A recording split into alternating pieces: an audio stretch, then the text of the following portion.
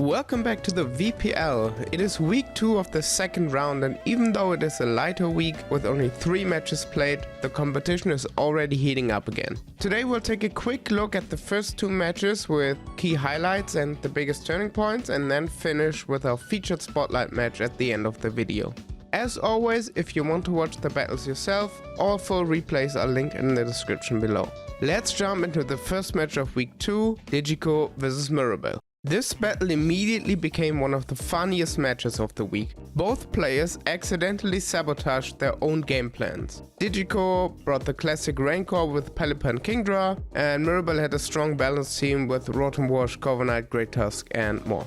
In the early game, Digico suddenly realizes her Pelipper doesn't have Drizzle, so no rain at all. And Mirabel responds that she forgot Defog on Corviknight, so hazards stay forever.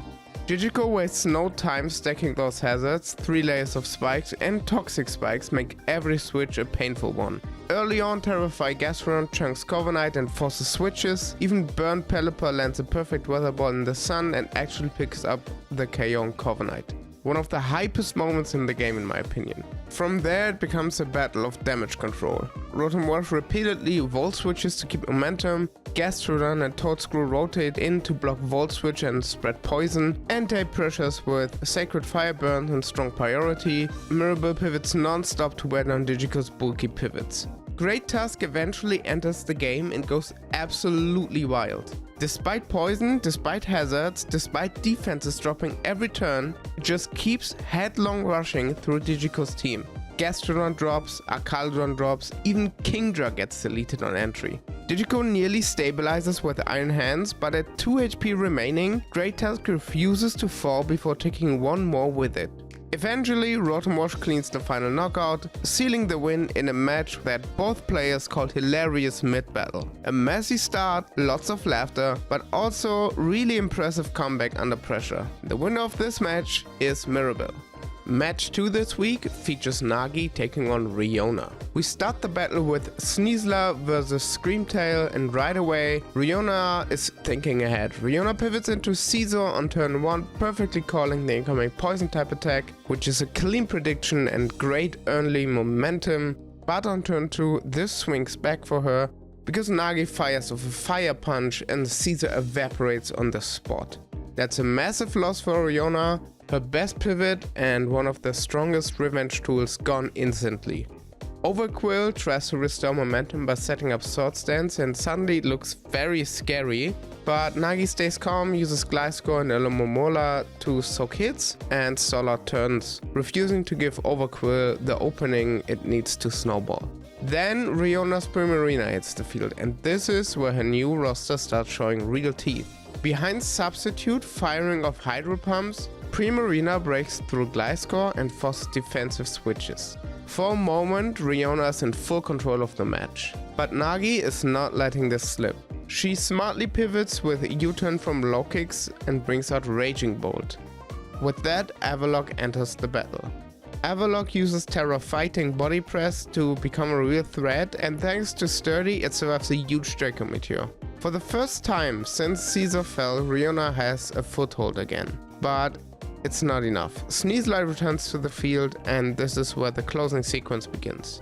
Gunk Shot lands and deletes Screamtail, Gunk Shot lands again to remove Ogerpon, and with Avalok left at 1 HP, Fire Punch finishes the game. And with multiple Pokemon still standing, Nagi takes the win. What really shines here is how cleanly her team converts small advantages into a winning board state. A single Fire Punch turns the tempo permanently, smart pivots deny setup turns for Riona, and Sneasler closes the match pretty much every time it enters the battlefield. For Riona, her predictions were sharp, Primarina absolutely has win-con potential, and Terrifying Avalok is going to steal wins later in the season, I think. But in this match, Nagi's pressure never stopped building and eventually something had to break.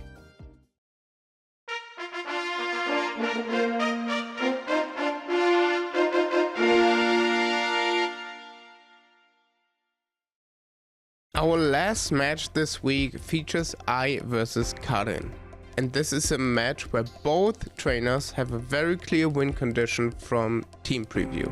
I brings a very fast aggressive lineup built around Cyclops pivoting and multiple strong attackers. She has Charizard and Glimmora for special attack pressure, Mamoswine and Quaquaval to threaten physical damage, and Florges to keep things healthy and maintain tempo. Cyclops enabling clean switch-ins with Shatel is a huge part of her strategy. If she gets the momentum rolling, her team can snowball very quickly. Karen, on the other hand, is running a team full of dangerous late-game sweepers. King Gambit and Volcarona are two of the scariest late-game sweepers in the entire league. Iron Treads and Talonflame control hazards and positioning, and then there's Melodic with Terra Grass, which could be a really clever tech to flip matchup against electric and grass moves that would normally beat it. She also has one of the best leads in the format, Dragapult, which can instantly put Eye on the back foot if she guesses wrong. So the questions going into this one: can I get Cyclozine safely and use Shatel to create unstoppable pressure? When does Karen decide to Terra Melodic and how much value does it get out of it? And most importantly, which win condition stays alive longer? Because if King Gambit or Volcarona are still standing in the late game, they can instantly take over and win the match. Let's jump into the battle and see which strategy comes out on top. I leads off with Cyclozar and Karen leads off with Dragapult, which is very good for Karen. She can immediately threaten I with Draco Meteor. I goes into Charizard, the Draco Meteor misses unfortunately. Charizard lives with 1 HP and goes for the Dragon Pulse, which almost kills Dragapult. The next Draco Meteor misses as well, so Charizard is able to pick up the kill here. And now Karen can go into Melodic, which she does, and she's very free to click Ice Beam here because Charizard dies to an Ice Beam. Cyclozar doesn't want to come in on an Ice Beam, and everyone else takes fair damage except for Florges, but I don't think Melodic has anything for Florges. I hard switches into Cyclozar. We see Terra Grass immediately, and the Ice Beam, which does over 50% here, so no Shatter for I. She has to switch out to get the Regenerator boost to still be able to use Shattail. I sacrifices Charizard here to Ice Beam, and that Melodic is looking very scary. Florges comes out, obviously there's nothing Melodic can do against it. Sets up a light screen and King Gambit is free to use Iron Head here.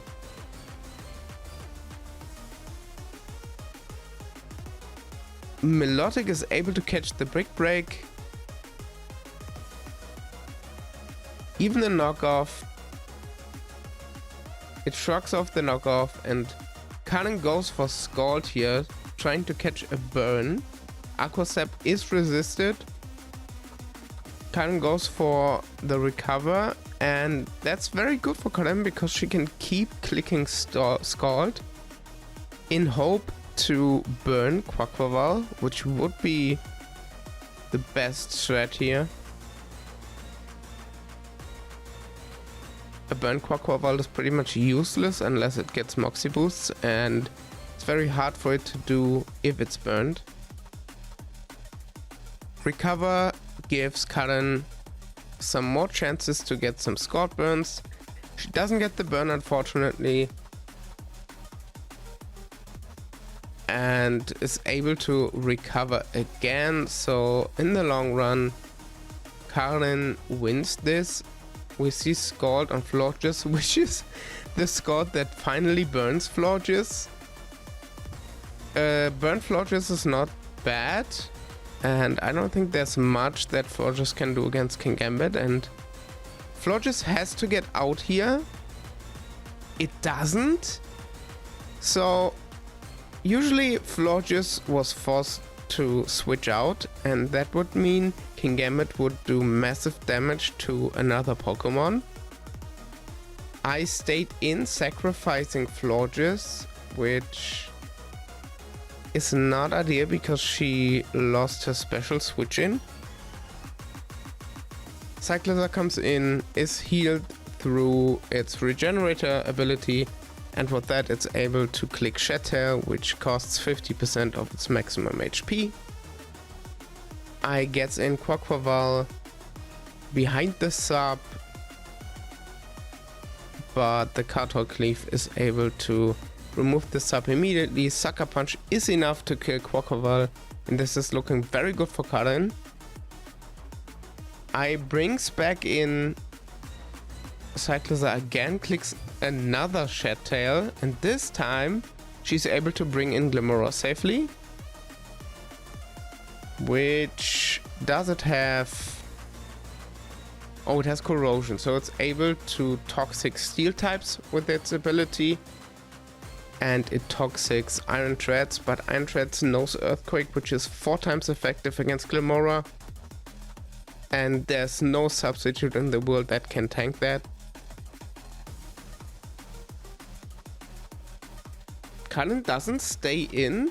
Ice switches as well, and this is an okay matchup for Karin. However, she goes into Milotic, which with its grass typing now takes super effective damage from Icicle Spear, and that's a dead Milotic. She goes into Talonflame again, so she's in the same matchup as before. Does over 50% to Mamoswine, but yeah, that's... The smackdown is enough to kill the Talonflame. Iron Treads comes out, is faster than the Mamoswine, and the Earthquake is able to kill the Mamoswine, and Earthquake should be able to clean the rest here. Cyclosa is faster,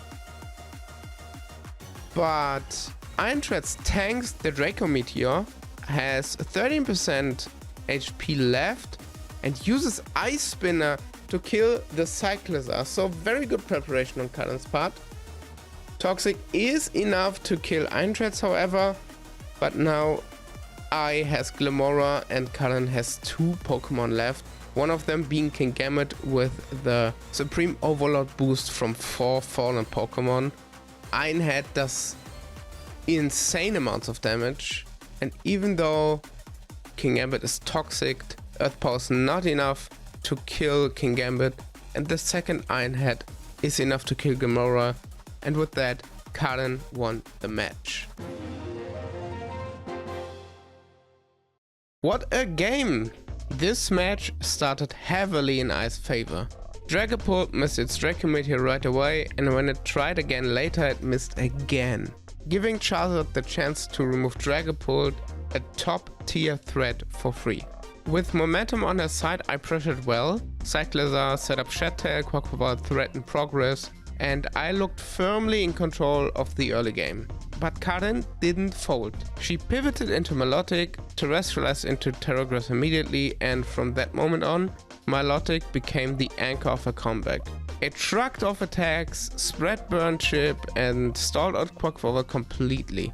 Every recover, every smart switch brought Karin more and more stability as she slowed the game to a pace she could control. And then, the turning point, Kingambit entered the battlefield with multiple fallen allies powering Supreme Overlord. What had been early success for I now fueled Karin's win condition. Boost after boost, 1 KO becoming 2, suddenly the entire momentum flipped. I's strong opening became the very reason Karin's endgame was unstoppable. Even though I continued to look for ways to come back through Cyclosa pivots and aggressive positioning, Karin's defensive discipline and the perfect timed Kingambit setup sealed the match. Karin completed a huge combat victory, stabilizing through Milotic and closing with a dominant Kingambit sweep. A strong reminder that in competitive Pokemon, a match is almost never over, and closing out a lead can be just as hard as earning one. That wraps up week 2 of the second half of the VPL. Let me know in the comments what your favorite moment was, and stick around for week 3. Thank you so much for watching.